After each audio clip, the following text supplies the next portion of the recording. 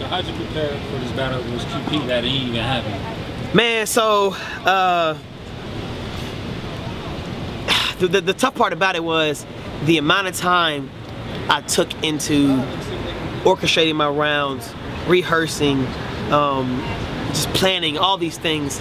It took so much time. So for me, I know quantum physics is a genius, man. Like he's definitely top 5, top 3 pins in battle rap period. And so I was like, how do I, as, you know what I'm saying, this nerd bar rapper from Bullpen Battle League, match up to that, you know? And so I figured the best way to do so would be not take an angle like I'm just gonna talk about how he's a drug addict all 3 rounds. I think I did 2 bars of that, but aside from that, I wanted to use quantum physics. Nobody's ever really like broke down quantum physics before. And so in one round, I'm breaking down physics. The next round, I'm breaking down quantum physics. Last round, I'm breaking down the quantum aspect of it. You know what I'm saying? Like just like nobody's ever got so deep. And I feel like that kind of exercised my intelligence level to kind of show that like I actually researched like everything about the quantum theory, quantum physics, all these things, man. But it was really just a lot of studying, man, a lot of reading, and a lot of good bars and bad bars that I had to throw away, and just like a lot of polishing off that type of stuff. But yeah. Quick recap of it. Yeah, so you had Clone versus B Magic. Man, B Magic, first and foremost, is a legend. You know what I'm saying? Like 3-4 years ago, like me and my homies always talk about Magic. Like we couldn't wait for a Magic battle because dude is literally top 5 at the time. You know what I'm saying?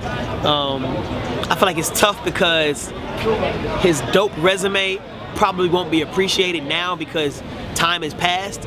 But I'm pretty sure people start rewinding his older battles. They'll definitely see hidden gems now. You know what I'm saying? Because he's definitely a legend.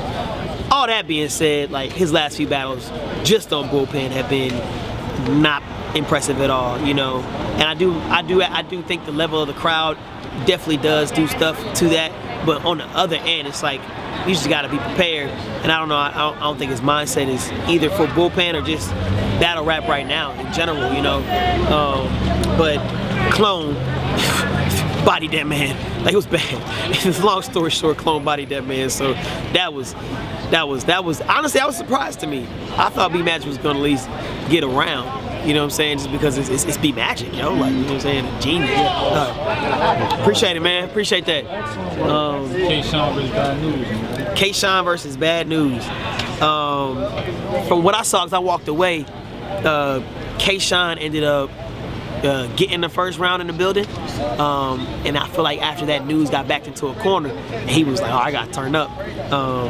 But even with that, I think that K-Shine's second round ended up stealing the crowd again. You know, like whatever News did, it ended up like kind of going above that. So in the building, I give it to K-Shine, and then the third round, easily News. Like News turned up, and I just feel like a lot of points in the building. Like I said, it's 2-1 K-Shine. But man, if they was catching the stuff that News was saying, like News is third. Oh my God! It was crazy. It was crazy. I thought the third, they caught more of what he was saying. Exactly. I don't know what it was. I don't know if it was the rhythm. I don't know if it was the timing. I don't know if the crowd just wasn't rocking with News that day. But when I tell you, I don't know. First round, I felt like the delivery was off. If he delivered that another way, like the crowd would have been rocking. You know Yeah. But yeah, like I said, K-Shine 2-1. K-Shine 2-1. Yeah. John versus Chilla Jones. Man, bro, easily Chilla the first round in the building because I mean, end of the day, if you can't be heard, you can't get off. You know what I'm saying? And then man, Chilla was saying some ingenious stuff in that first. That John scheme was probably the best John scheme I've ever heard. Second round, I feel like it was John, like that dude took off. Like he ended up just like taking the crowd back with like the intro bar, you know. So on camera for sure, John got the second. Not on camera, but in the building, he got the second. What I like about Chilla is like he'll say some stuff that's like hidden gems and like people don't get it. That's what I thrive off of. Like the fact you can like put so much intricacies in like your rounds. I think he, even in his first I think his first 2 bars in the second, he said some stuff that went over the crowd's head. I was like, yo, that was fire. And nobody reacted. I caught it though. So I want to go back on that. And then the third, I think John got it.